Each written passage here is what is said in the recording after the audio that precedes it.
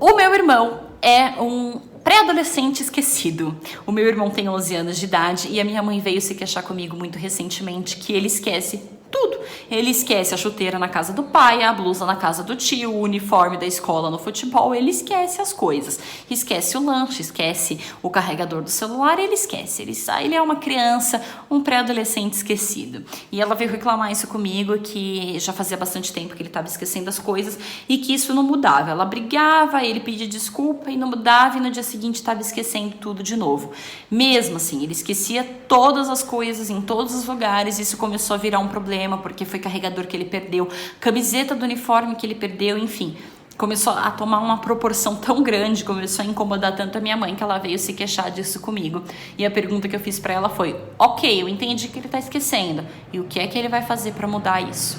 Ela parou, ficou em silêncio e a gente começou a conversar melhor a respeito disso, porque o ponto que eu quero chegar é o seguinte: não adianta nada o meu irmão esquecer 15 coisas na mesma semana, para 15 coisas ele pedir desculpas, mas ele não mudar o comportamento. E era exatamente isso que estava acontecendo. Ele esquecia, ela brigava, ele pedia desculpa. No dia seguinte ele esquecia, ela brigava, ele pedia desculpas, até que a desculpa se tornou um vício, até que o meu irmão estava condicionado a continuar esquecendo as coisas, porque ele não fez nada para resolver o problema, ele só pedia desculpas. E é sobre isso que eu quero conversar com você hoje. O pedido de desculpas vicia. A criança se vicia em pedir desculpas. É como se ela não tivesse que fazer mais nada para resolver os problemas dela. Toda vez que ela erra, ela pede desculpa e problema resolvido, certo? Não, errado. O problema não está resolvido só porque você pediu desculpas. O que é que você vai fazer para que esse problema não aconteça novamente? Essa é a questão. Uma pesquisa interessante que fala sobre isso é aquela dos cães de Pavlov. Talvez você já conheça essa história, mas se você não conhece, eu vou te contar ela aqui.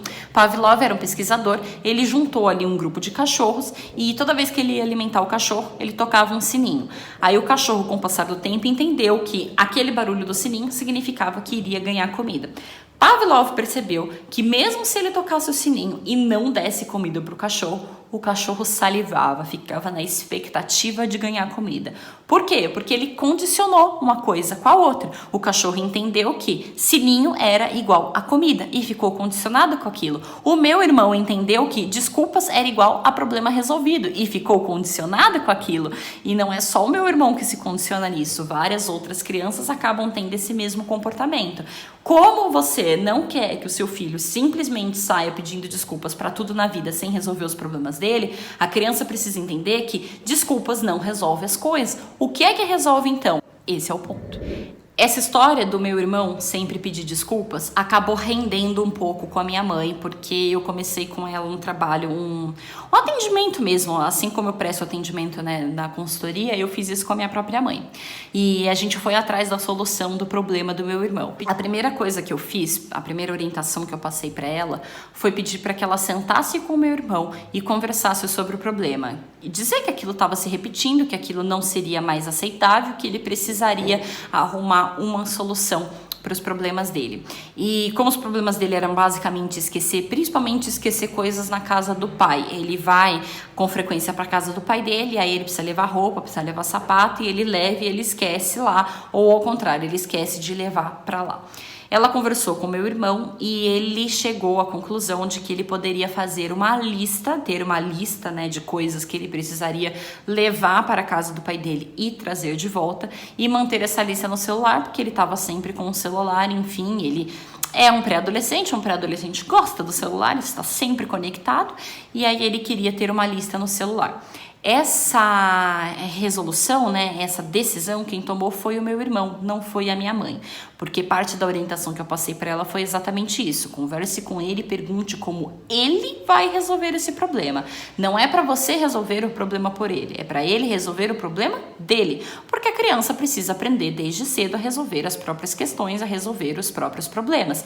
Se a gente resolve tudo pelos nossos filhos sempre, eles não têm a oportunidade de aprenderem a fazerem isso por si só. eles perdem a oportunidade de desenvolver a capacidade de pensar, de cognitivo, de resolver os próprios problemas. E nós, quanto pais e educadores, não estaremos lá em todas as situações pro resto da vida para resolver tudo que precisará ser resolvido.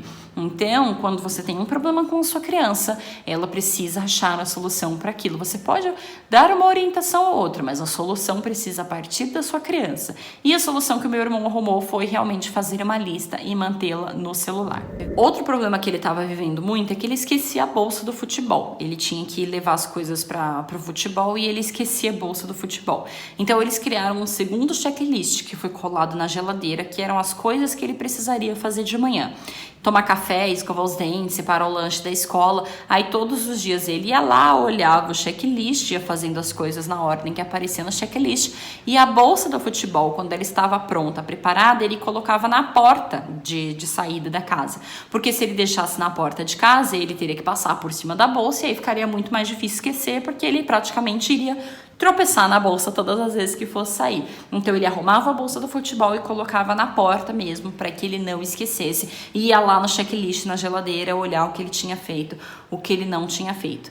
Ele tem feito isso já tem um mês e meio, mais ou menos, e melhorou bastante. Tem algumas coisas que ele ainda esquece, eles ainda estão aprendendo a afiar essa tomada de decisão. Então, pode ser que se você faça esse exercício com seu filho, ele decida por alguma coisa, ele te dê alguma solução que na realidade não solucione. Pode acontecer. Pode acontecer da sua criança virar para você e falar, então eu vou fazer tal coisa, e aí vocês descobrirem que na prática tal coisa não resolve. E se isso acontecer, é bom na realidade, porque aí o seu filho tem uma oportunidade de repensar aquele problema, de repensar na solução que ele arrumou para aquele problema e afinando e ajustando o instrumento e tomando decisões melhores.